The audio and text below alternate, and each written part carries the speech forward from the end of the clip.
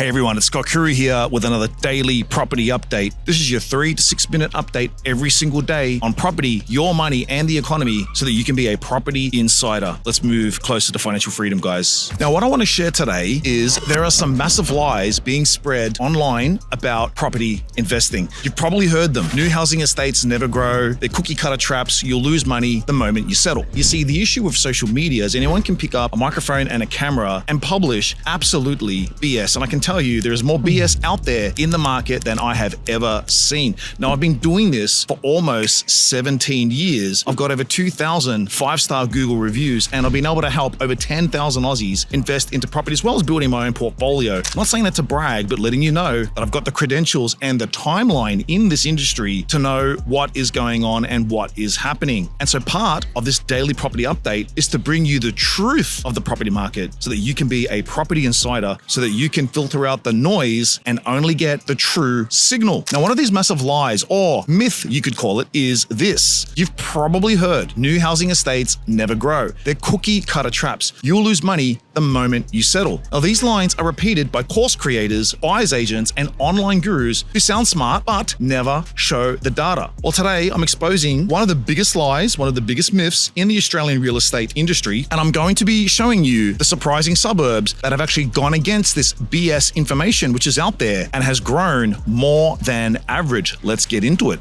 Before I do that, here's how the machine works. Now, these gurus scare you with buzzwords: oversupply, cookie cutter, negative equity, and then they sell you a course or they get you to buy old character homes, regional homes, doer-uppers, renovation traps. This is where they want to take you and your money. It can sound clever, and they might sound clever, but it's actually lazy. They never look at where the actual growth is happening. And when you track the data, population growth, infrastructure, supply, it's not the old suburbs winning. It's actually the new corridors and the new housing estates which are actually getting the most growth. Let's start with one of the biggest shocks of them all. Melonba in Sydney's northwest. When this suburb launched, the critics were actually brutal. Too far out, new housing estate, won't grow. We all know new housing estates don't grow. But PropTrack data shows the median price climbed from $431K to about $1.26 million in just 5 years. That is a staggering 192% growth. That's not a fluke. Melonba sits inside a government-backed growth corridor with brand new schools, shopping transport, and jobs. Developers control land releases tightly, so supply stays low while demand keeps rising. It's a textbook case of fundamentals beating opinion. Now, I've got another example for you. Grantham Farm, tucked between Riverstone and Rouse Hill.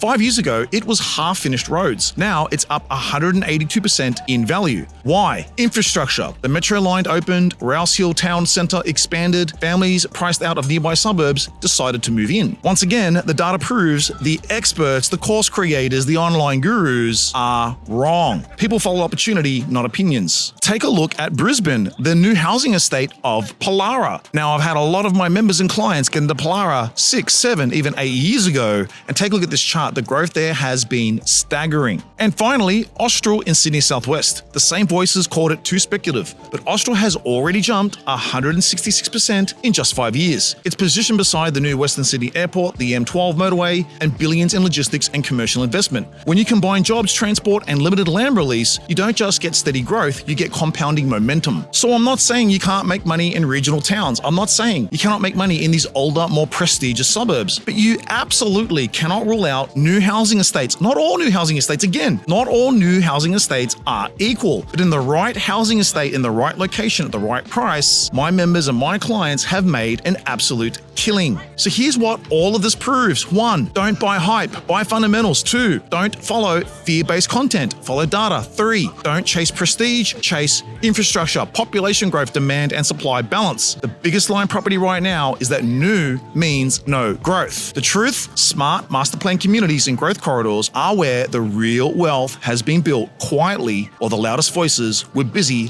filming courses. So the next time someone tells you that new housing estates never grow, remember Melonba, Grantham Farm, Austral, Pallara. Now, these are just 4 examples of dozens and dozens of areas that I've personally invested in over the last 17 years. And these suburbs have more than doubled in just 5 years, while the gurus, fake gurus, keep talking their BS. Now, this is in theory, it's data. And if you want me to reveal the next 3 emerging suburbs showing the same signs right now, type next in the comments and subscribe so you don't miss tomorrow's daily property update. Take care, everyone.